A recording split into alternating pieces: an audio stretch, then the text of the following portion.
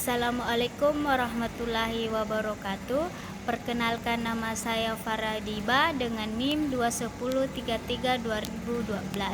Prodi Perencanaan Wilayah dan Kota, Fakultas Teknik dan Bisnis Universitas Muhammadiyah Sinjai.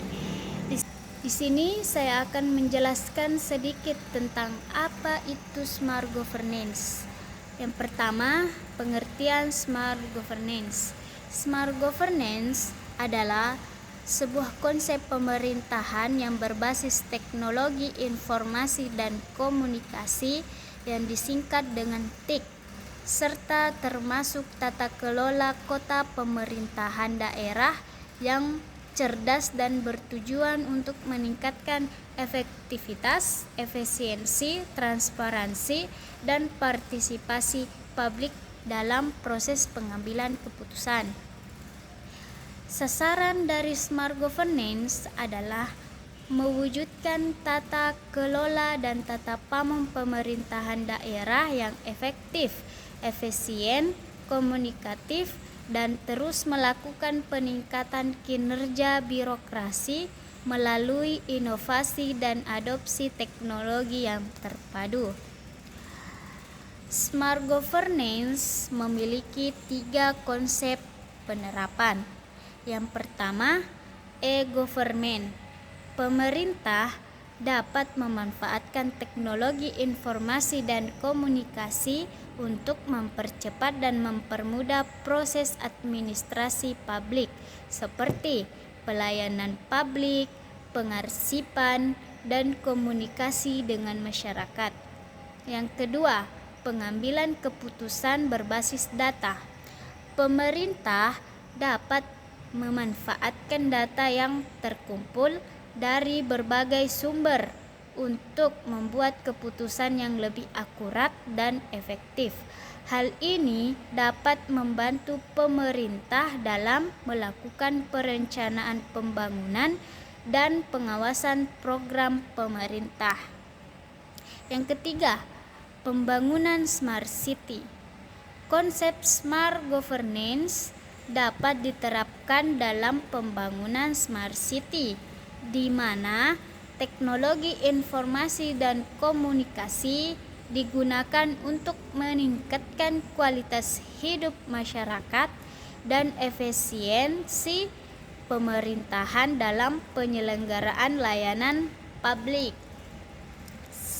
Selanjutnya, penerapan Smart Governance di Indonesia. Dinas Kependudukan dan Catatan Sipil Kota Makassar menerapkan konsep Smart Governance dengan meluncurkan satu program sebagai bentuk perwujudan perbaikan pelayanan publik di Kota Makassar, yaitu program Rindu Capil atau antrian online. Selanjutnya, indikator Smart Governance. Indikator Smart Governance memiliki 3 indikator. Yang pertama, pelayanan publik, pelayanan administrasi kepada masyarakat. Produk ini meliputi status kewarganegaraan, status usaha, sertifikat kompetensi, kepemilikan, atau penguasaan atas barang. Wujud dari produk tersebut adalah dokumen-dokumen resmi seperti SIUP, izin usaha, akta, kartu tanda penduduk, sertifikat tanah, dan lain sebagainya. Peningkatan penyediaan sarana prasarana dan monitoring penyediaan kebutuhan bahan pokok untuk masyarakat, misalnya 9 bahan pokok, air bersih, dan lain-lain. Peningkatan penyediaan sarana prasarana dan monitoring penyediaan kebutuhan jasa pokok bagi masyarakat, misalnya jaringan telepon, listrik, internet, dan lain-lain. Yang kedua, manajemen birokrasi yang efisien. Tata kelola birokrasi yang berorientasi pada keadilan, bertanggung jawab, dan keterbukaan. misalnya sistem planning, MONEF, dan lain-lain. Yang ketiga, efisiensi kebijakan publik. Pengambilan kebijakan publik dengan mengutamakan pada aspek yang memberikan dampak positif bagi masyarakat melalui mekanisme mendengarkan aspirasi masyarakat secara berkesinambungan. Sistem informasi kebijakan pemerintah, peraturan daerah dan peraturan kepala daerah yang dapat diakses oleh masyarakat dengan mudah. Selanjutnya, manfaat smart governance. Smart governance tidak hanya memberikan manfaat bagi pemerintah, tetapi juga bagi masyarakat. Beberapa manfaat dari smart government antara lain efisiensi biaya dan waktu. Smart governance memungkinkan pemerintah untuk menghemat biaya dan waktu dalam mengambil keputusan dan menyediakan layanan publik. Penggunaan teknologi dan data analisis membantu pemerintah memproses data lebih cepat dan membuat keputusan yang lebih tepat. Yang kedua, transparansi yang nyata. Smart governance juga meningkatkan transparansi dalam proses pengambilan keputusan dan pemberian layanan publik. Informasi yang lebih mudah diakses oleh masyarakat membantu meningkatkan kepercayaan dan partisipasi masyarakat dalam proses pengambilan keputusan. Yang ketiga, meningkatkan kualitas hidup masyarakat. Dalam jangka panjang, smart governance dapat membantu meningkatkan kualitas hidup masyarakat melalui penyediaan layanan publik yang lebih efisien dan efektif. Dengan menerapkan solusi yang inovatif dan efektif, pemerintah dapat memberikan layanan yang lebih baik kepada masyarakat. Yang keempat, meningkatkan efektivitas kebijakan publik.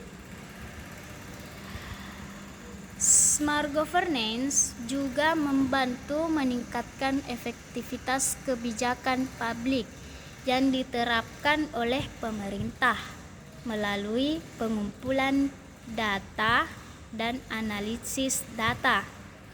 Pemerintah dapat memahami masalah-masalah yang dihadapi oleh masyarakat secara lebih akurat dan merancang kebijakan yang tepat untuk memecahkan masalah tersebut. Selanjutnya, kekurangan smart governance. Meskipun smart governance menawarkan banyak manfaat bagi pemerintah dan masyarakat, masih ada beberapa tantangan yang perlu diatasi dalam mengimplementasikannya. Beberapa tantangan tersebut antara lain keterbatasan sumber daya manusia. Penerapan smart governance membutuhkan sumber daya manusia yang memiliki keterampilan teknis yang diperlukan untuk mengelola teknologi dan data. Namun, masih banyak daerah yang kekurangan sumber daya manusia dengan keterampilan tersebut. Yang kedua, tantangan keamanan siber.